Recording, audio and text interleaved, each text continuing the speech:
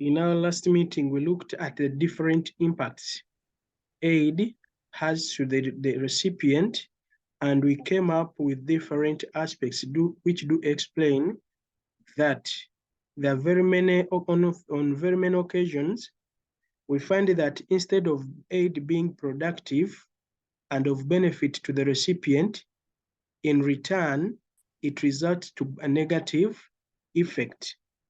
And that negative effect, it greatly affects the results that we expect from such aid. So we are seeing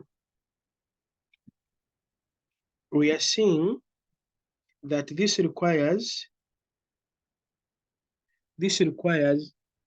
much attention, whereby it calls even for government good governance. In other words, the good governance and good policies, like we have seen, they attribute largely to the well-being and also effective implementation and use of the aid being provided to any government. So the aid, we are saying, if it is not properly managed, it can result to poverty, or it can destroy the country's wealth or economy. So that's why we are bringing in the element of the Dutch disease. The Dutch disease can destroy the country. Why? Like we are going to see time to time from the beginning up to the end. Okay? I want to focus largely on this Dutch disease. It is the name given to it as the impact aid has to the community. Aid has to the recipient country if it is not well managed. So all these are being established to explain how aid can negatively affect the country or an economy if not well managed. Okay.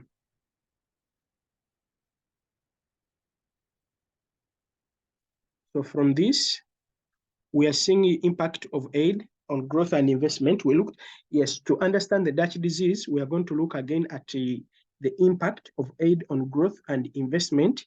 And we said that there are no empirical studies that greatly explain that there is growth with aid being given to the country. But it all starts with having which type of aid is being given, and also what limits the absorptive capacity of a country, and also the interaction with governance and good policies. All these determine the impact which aid has on a country. We looked at these 2-3 slides in our first meeting, and we said that if a country has got good governance, good policies being put in place, and all the funds being received are being directed towards what they are meant to serve, then it is going to be productive. So sometimes it comes in with during the post-conflict, that is during the recovery. Recovery, we talk about if a country is in a period of recession where everything is at a low rate. So after conflicts, countries start to build themselves and get back to normal. So by doing so, aid is always given such that the infrastructure can be re-established. This idea of post-conflict, it was after World War II, where majority of the countries were torn down by war. So the aid was a way of helping them to rebuild the already damaged and destroyed infrastructure like roads, electricity, building, health sector, education sector, and so on. So we also looked at the reasons for the possible ineffectiveness of aid, and we said that where we are having corruption or corrupt government, aid may be misused. Then we said that this one was given by Svensson and also Mashed and Sen. Then also aid is badly distributed sometimes for strategic reasons. Yes, for your case as a country, you want to invest aid in a particular thing, but the person giving you aid is commanding you to use it in a different way. So all these, we looked at them, reasons for possible ineffectiveness, increase in public consumption, not investment, whereby we are investing now in we are investing the aid in non-tradable goods. When we talk of non-tradable goods, we talk of public services. Let us say schools, roads, hospital. Those services, once they are being provided by the government, you don't exchange them for money back.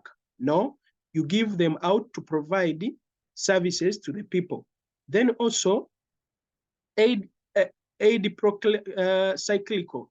In other words, sometimes when it comes too much, and it is more than what is needed, which affects, and that leads to what we are looking at today's topic, which is the Dutch disease. Sometimes when aid comes and is not effectively used with excessive demand of non-tradable goods, then we find that the aid is not going to be productive in nature. So by doing so, it brings in what we are terming as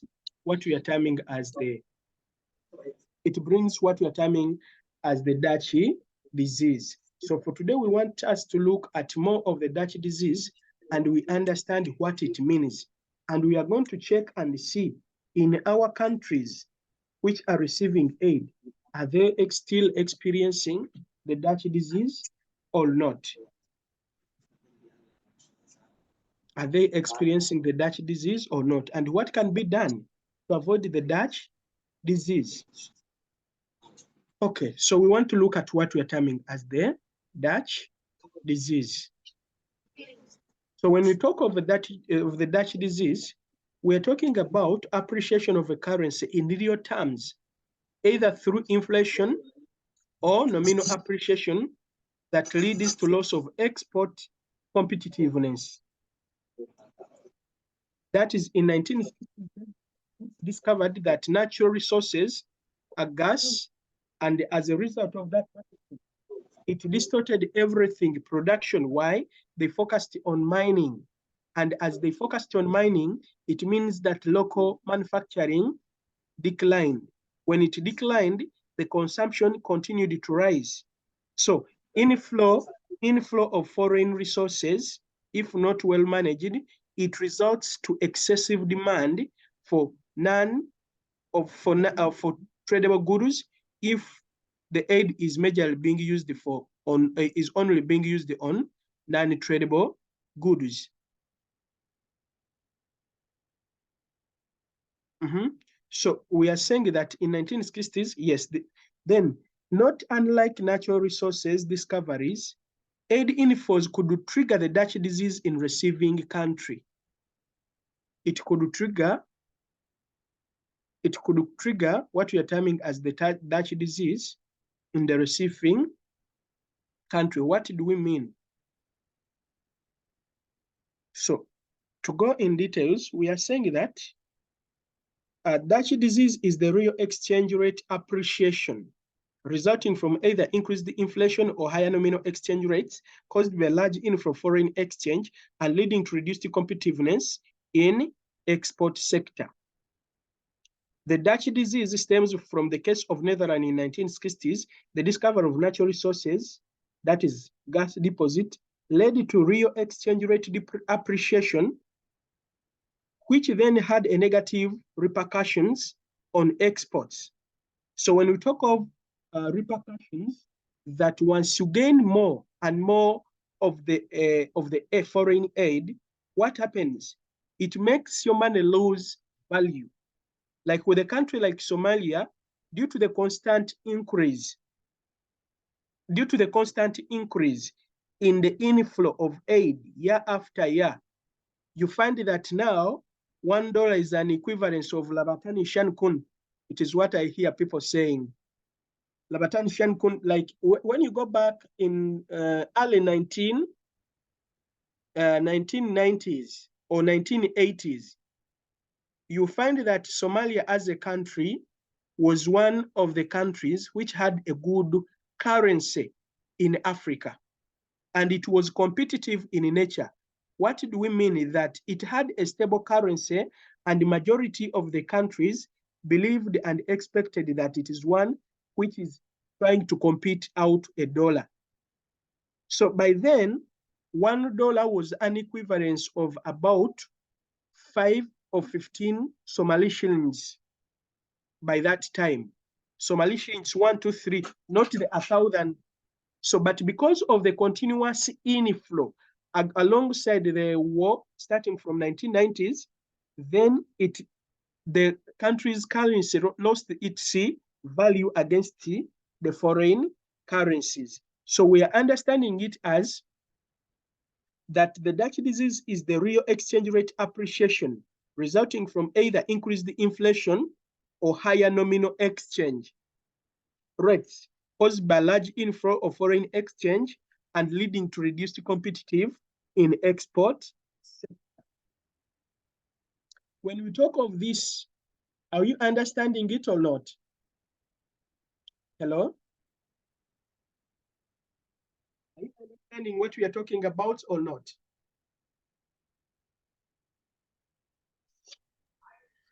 Yes, we understood, teacher. We understood, teacher. Yes. So now look at this. Let me give you an example. Let me give you an example. Let us say some time back, selling outside a kilogram of fish. Somalia selling out a kilogram of fish. It was only, let us say $1, which was 15 Somali shillings. Not the 2,000, no, 1, 2, 3, up to 15 Somali shillings, because Somali shillings was stronger by that time. Let me try to share something here.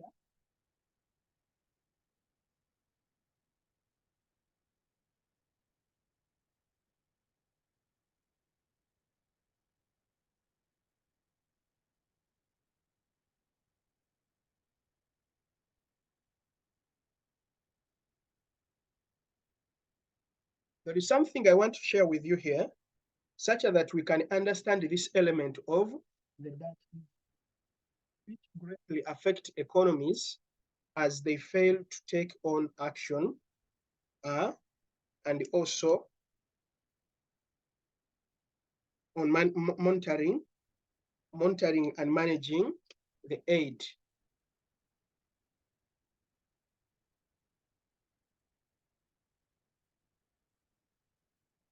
Are you seeing my new screen now?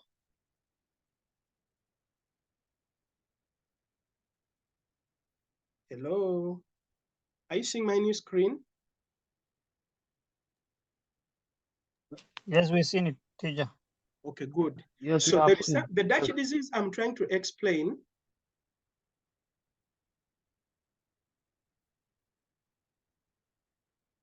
The Dutch disease I'm trying to explain, let us look at the 19.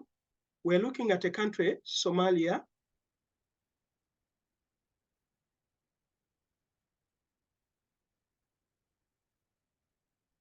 During two time periods, let us start with the 1980s, whereby $1 was equivalent to shillings, Somali shillings, 15.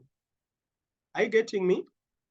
So, and if you are selling we are giving an example, 1 kilogram of fish giving you 15 shillings, or in other words, you're getting only $1 for it,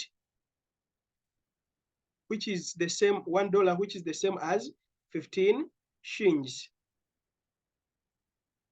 Then look at also another example during this time that you're buying, let us say rice. You're buying rice from that foreign country. Let us say 1 kg of rice from, let us say, from the US. You are buying it, let us say, only $1. $1.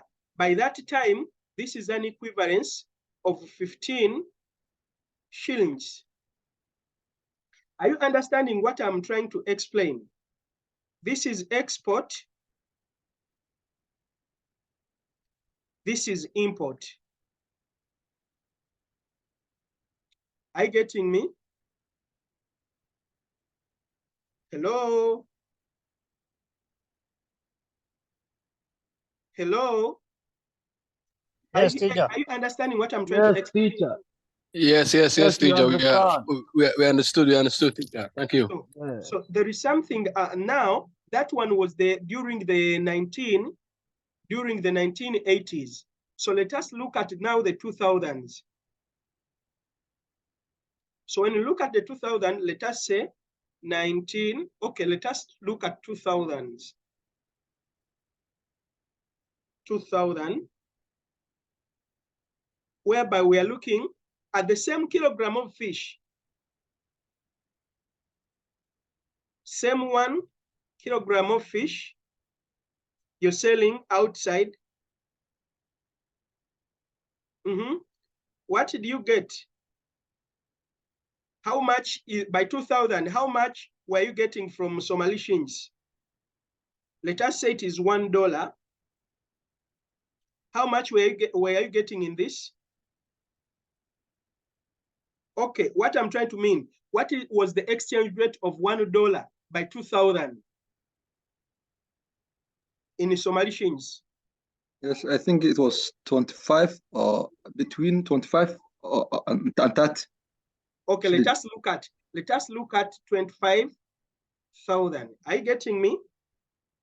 Then now look at this difference from this to this. That is the first scenario. When you're importing, by then you were importing using only 15 Somali shillings to import, using 1 kilogram of rice, using only 15 shillings. But now you need to have 25,000 Somali shillings. So what does this one mean? What does this one mean? It means that due to the increase in inflow of aid, the Somali currency lost value. And as it lost value, even your export, the Somali exports, lost the value. So the benefits from the Somali exports declined. When you go to the imports, now due to the increase, then it required you to have more of the Somali shillings in order to get the same unit of rice you used to get at 15 shillings. So the element as the value, this element is what we are terming as the increase in the value or appreciation. Here the value, here it is depreciation of value, but the dollar is gaining value. This is appreciation.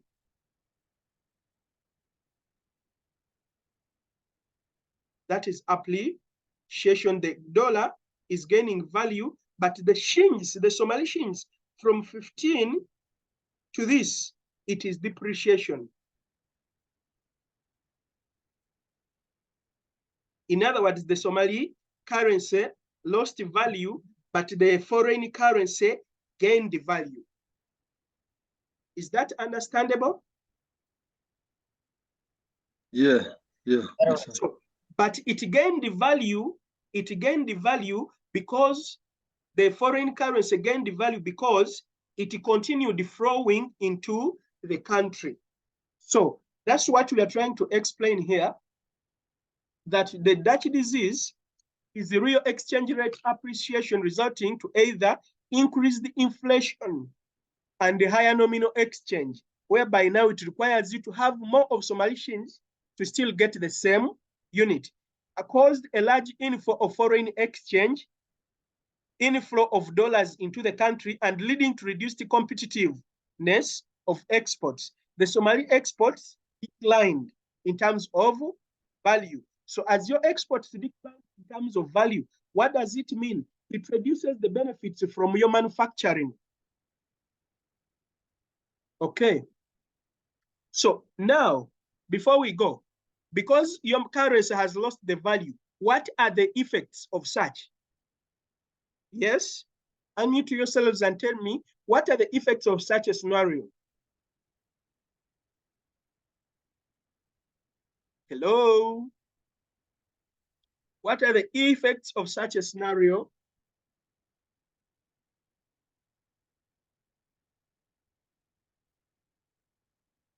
Are you there?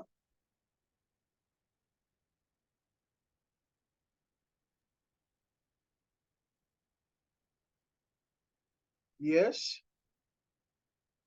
Yes, teacher. Yes, what are the effects? Negative effects Negative effect of what? of Dutch disease, based on what I've explained. Still What is not- the negative effect of such, based on what I have explained?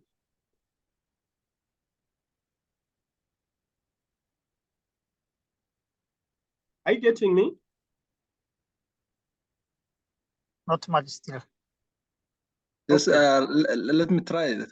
I think it's cause the decline of the local production or domestic production. It affects Uh, local production, yes. yes, yes. Another thing I wanted to add is as a country, Somalia lost totally the money. Yes. Most of the region, Somali regions, there's no what's called local currency. Yes. Normally we use or EVC or money transfer. Said Okay, mobile. so now that one, it came as a result of people losing confidence in the local currency. When citizens lose confidence in their own currency, they prefer holding a foreign currency, which is dangerous to every economy. And as a result of that, you find that the cost of living are very high, which is the Dutch disease. Impact of aid on real exchange rate. So we are looking at the Dutch disease in two ways: the demand and supply model. When we look at the demand and supply model, we find that the demand for the goods is high. The demand for the goods is high, and yet the manufacturing is very low. In other words, people are demanding for more goods, yet the supply is extremely low. That is the problem. Then also we find that now it brings in the inflow. In other words, the inflow of foreign goods. Why? Because you're not manufacturing, and now you're using aid to purchase majorly. You're using aid to purchase majorly the foreign goods. So this one is affecting the economy, whereby you are now spending, when it is being subjected to non-tradable goods, it is not going to be productive in nature. So it is always a disadvantage.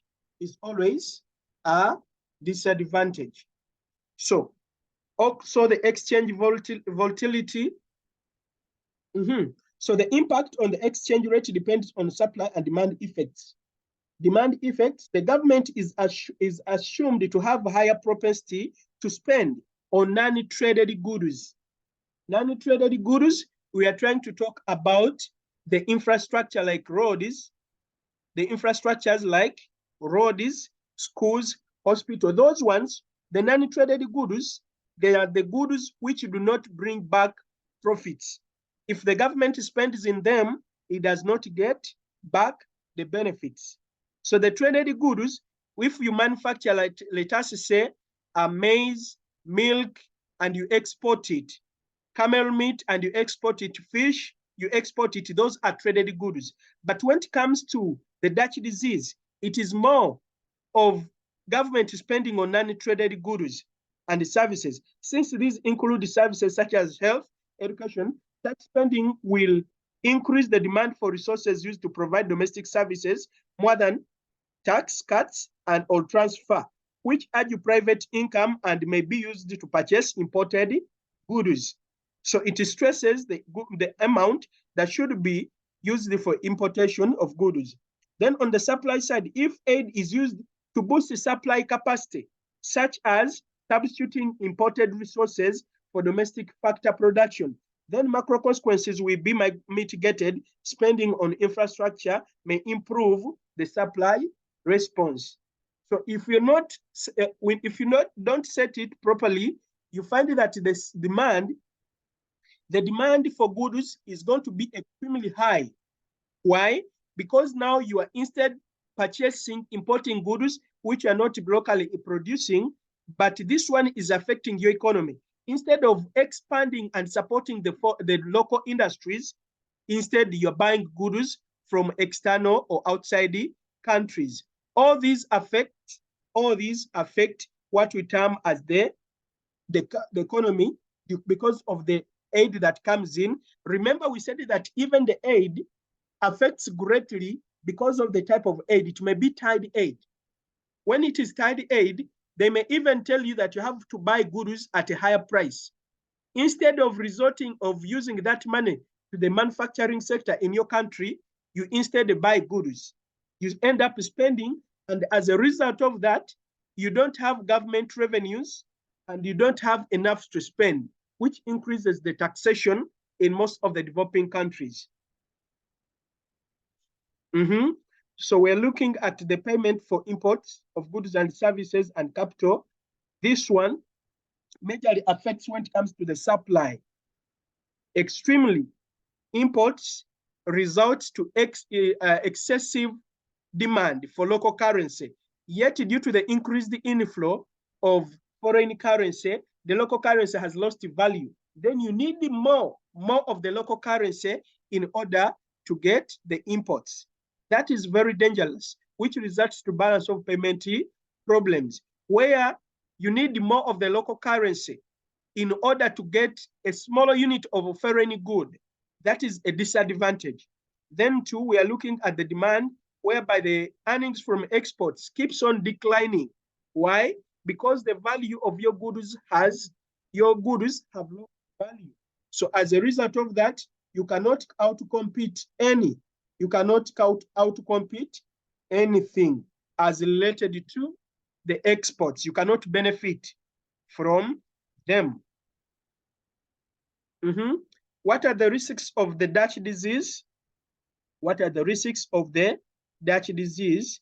Aid is likely to lead to the Dutch disease if it leads to high demand for non-tradables. If the community is demanding more for non-tradables, then it is going to result to Dutch disease. What do we mean?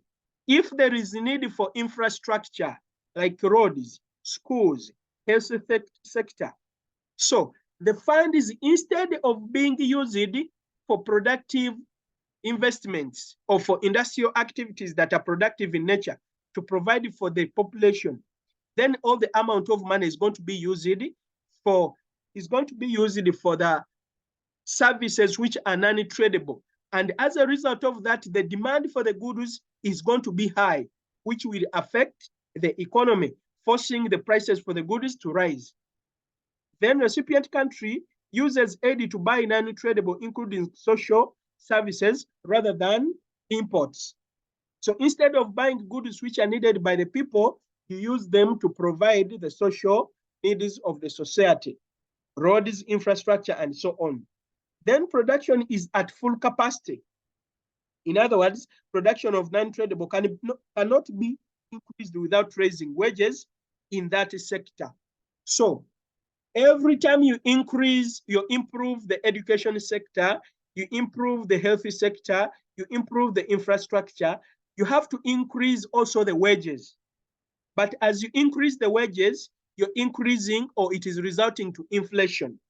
So inflation, I've been talking about inflation, is the persistent increase in the general price level of goods and services produced or consumed in the country. So because you are producing at full capacity for non-tradables, wages are rising. Prices for goods are rising. Why? Because the demand is high. Aid is not used to build up a risk. It may result to a risk of Dutch disease if aid is not used to build up infrastructure and lacks the supply constraints. So if it is not directed to industrial production to relax the supply of goods, to increase the supply of goods, it is likely to result to the Dutch disease. Then also, price wages always increase. Like we said that in non-tradable, As you improve the education sector, also you have to improve the salaries of the teachers. You have to improve the salaries of doctors in the healthy sector. So all these, we are seeing that they're impacting the element of non-tradable sector.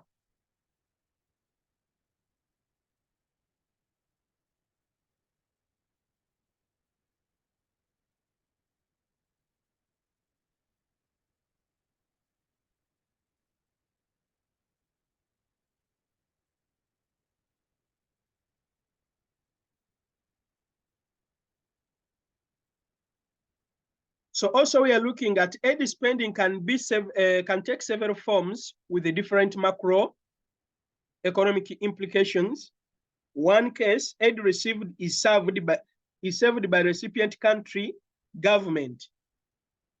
How will that one affect the economy? Is it going to be positively or negatively?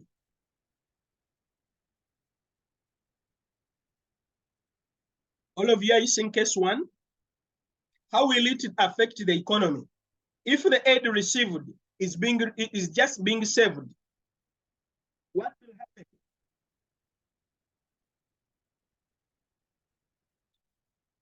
Are you understanding what I'm trying to explain? Hello?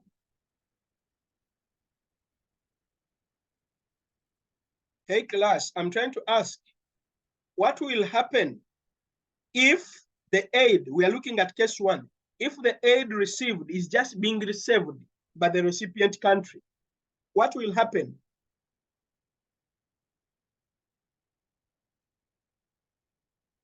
Please unmute yourselves and tell me.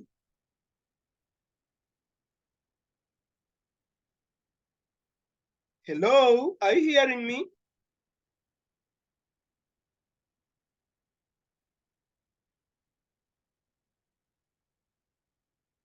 Hello, class.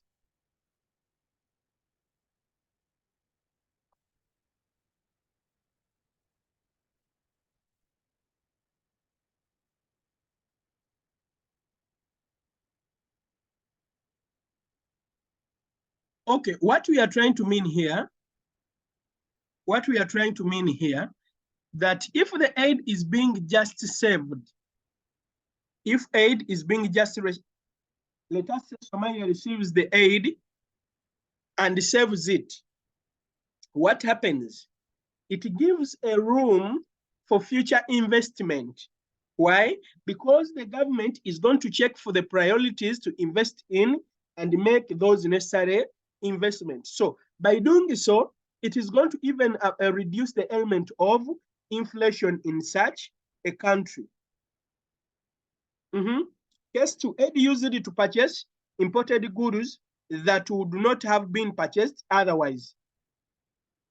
This one, we find that it is also resulting to excessive expenditure. Why? Because you're spending on goods which you don't need. But because of the conditionality of the grant or the aid you have received, you end up spending. Case three, aid used to buy non-tradables with infinitely elastic supply. So this one, we have explained it. It brings in more of the element supply constraint because the demand for the goods is high, but we are only dealing with the non-tradables. So the non-tradables always affect in a way that they don't bring returns or they don't bring benefits for consumption purpose. Case for aid used to buy non-tradables for which there are supply constraint.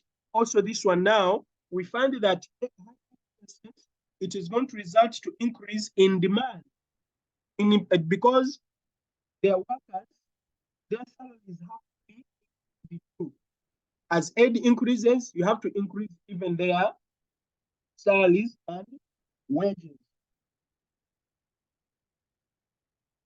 Aid volatility and unpredictability. Over the years, we have been seeing that countries are like, there is what we call to pledge. When someone talks of pledging, do you understand? Hello? Can you understand pledge? If someone pledges, do you understand what it means? Pledges of what, teacher? To pledge. No, I didn't understand it. Okay, to pledge, what happens?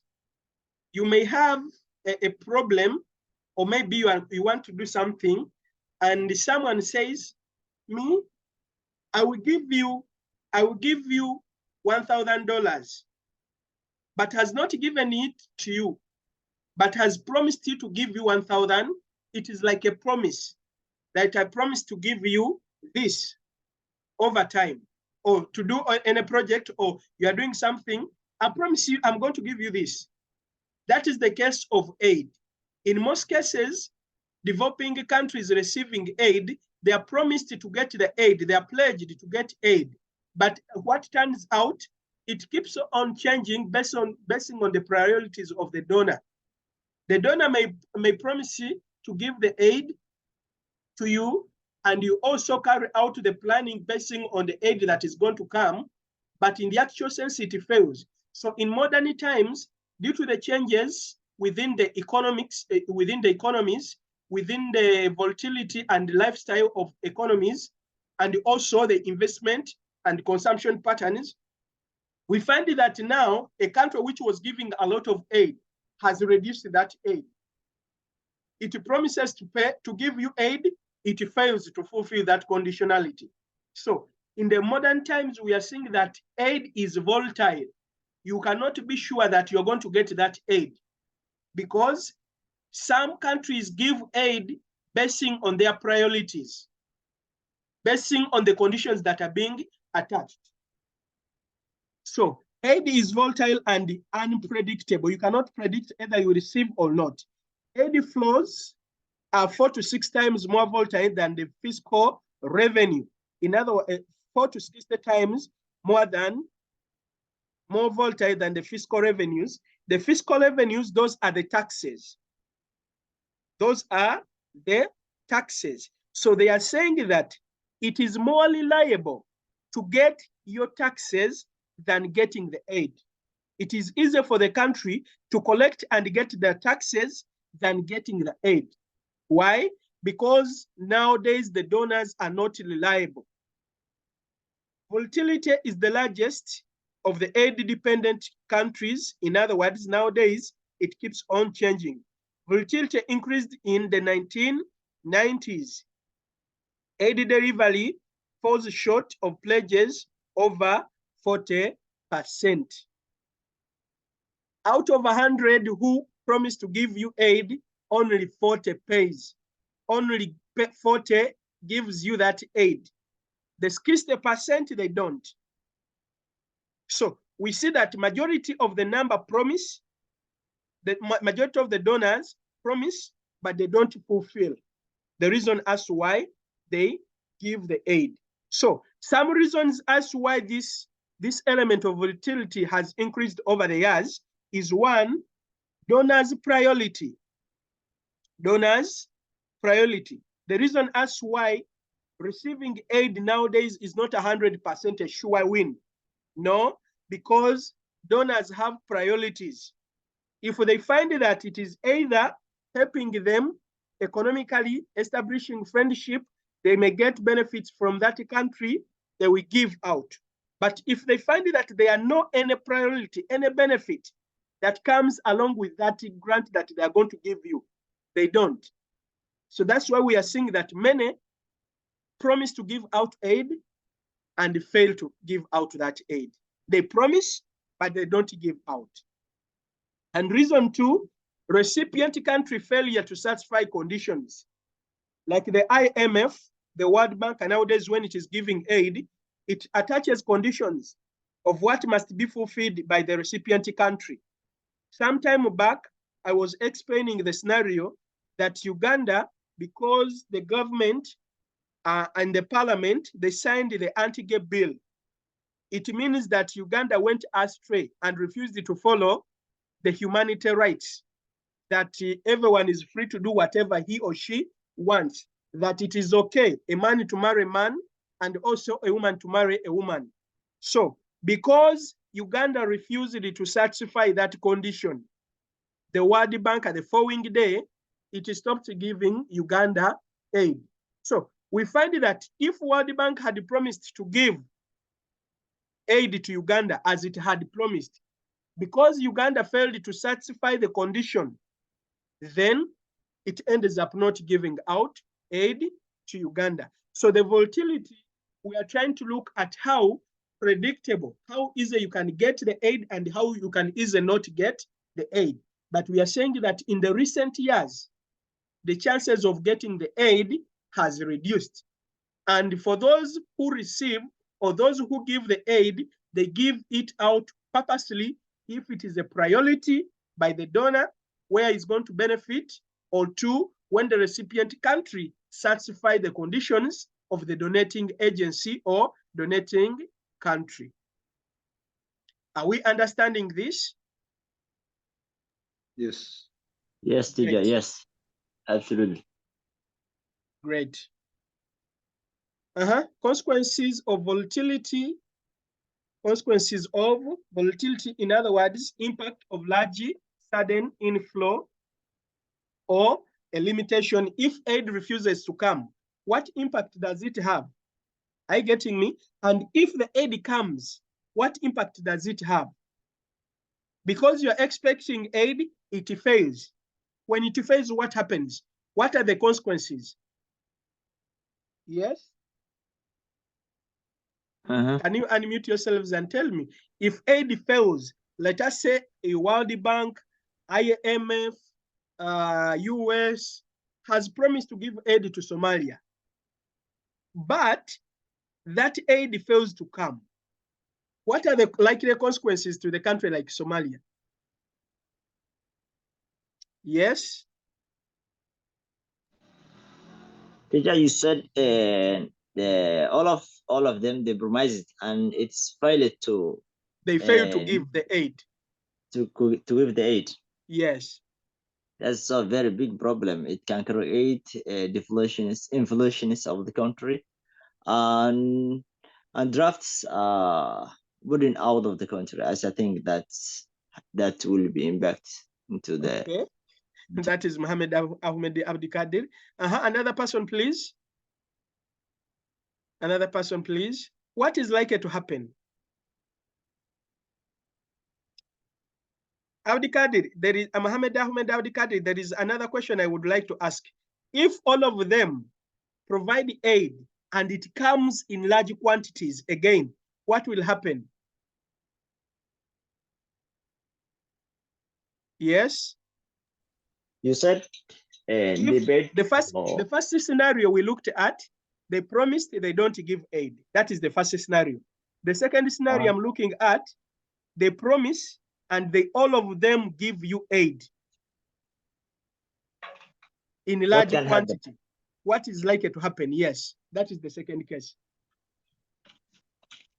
I think it is so very nice because of if the country or the people need the aid get over their needs of aid. It is the kind of their fulfillment their needs, and as I think and even the country's inflation of the problems or the needs will be reduced as I think. Okay, so now the issue here is, as aid increases the inflow, it takes you back to the Dutch disease. It takes you back to the Dutch disease. It increases, in other words, it is going to be wasted if it is not properly managed. It is going to be wasted. Look at yourself when you land on a lot of money within a shortest period of time. You will visit your friend, you will take your friends to Lido Beach, you will buy a new car. If not, you will buy about 5 cars because you have the money. You waste because the amount of money has come in large quantities. So the impact of sudden large inflow, supply constraint in absorbing the aid, it becomes difficult to use that aid effectively. Why? because it is too much if it comes in large quantities. 2, real exchange rate overshooting and volatility. Your country's currency loses the value. Negative impact on exports. Negative impact on exporting countries. Why? Because you're going to resort to importation instead of resorting to manufacturing, and you spend more because of some conditionalities to buy goods from the donating country. You're going to import more, hence affecting the export industry or the local manufacturing industries. Educating up and up spending commitment without adequate consideration of exit strategy. That is what I'm saying. That you buy a car, you 1 week, you say, this car is not good for me. You buy another one the second week, another one like that. In other words, you waste the resources. And 5, infrastructure investment without adequate planning for current expenditure. You may resort to constructing more roads and schools, but you fail to consider construction of or provision of manufacturing sector, improving the manufacturing sector. It is also a disadvantage. Then, impact of aid promised but not disbursed. Impact of aid promised but not disbursed. Like the aid is promised but it does not come. So spending commitments cannot be financed. In other words, a government, if it has a budget to spend on certain elements, it will not. Why? Because it doesn't have that money. 2, volatility of money supply, inflation, and exchange rates.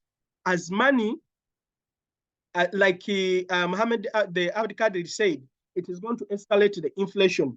That is, demand is going to increase, yet there is no supply for goods, and there is no money to buy goods from or to import goods from the foreign countries. Those are the consequences. So the major policies is domestic sterilization. In other words, resorting to domestic means, sale of domestic bonds and instruments. Domestic bonds, these are government assets and securities which are sold out to the public in order to collect revenues for spending. Reserve requirement, this is the minimum amount of funds the commercial banks are supposed to keep with the central bank. So when the government wants to get more money, what it happens, it increases the reserve requirement such that the commercial banks can keep a lot of money with the central bank. So as the central bank receives more of those reserves, they use it for spending. Then another one, central government deposit. In other words, that is in terms of that is taxation. That is the taxation. That is the first policy, how you can minimize the problem. 2, sale of foreign exchange. The amount of money you have, you sell it to foreign countries. Then objective and economic impact of policies, they are always result to nominal, that is money exchange rate. In other words, a lot of money for a single coin, for a single dollar, which results to inflation. Then also domestic interest rates. That if you resort to collecting taxation, you have to raise the taxes for the businesses. And that one, if you raise the taxes, it has an impact on manufacturing and production. So all those must be catered for, and be careful in managing them.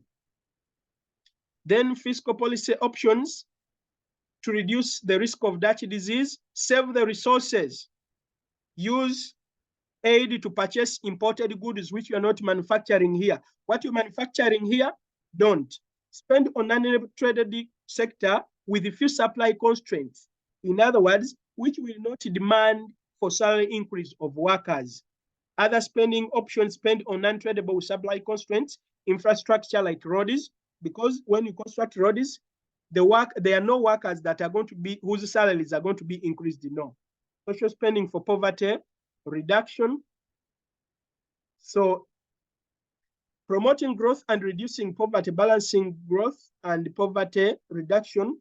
Majorly, the growth effects from the infrastructure investment that encourages investment, targeting spending to the poor, that is through provision of social means, reducing the Dutch disease, improving the condition, call upon the government, the non-NGO activities subordinations, government activities, and private sectors. In other words, bring the private sectors, the NGOs, and also decentralize the government activities. Then in conclusion, aid can lead to development if the recipient country has a well-established governance, monetary policies, and a working fiscal policy to put in use every single dollar got to use for development purposes. Are you understanding this? That development aid can be productive if the recipient country has a well-established governance, good monetary policies, and also good working fiscal policies. Every dollar that will come into the country is going to be productive. That is what we mean. So like I said, that this lecture is going to be split into two. Next week, if Allah say, we are going to do our test.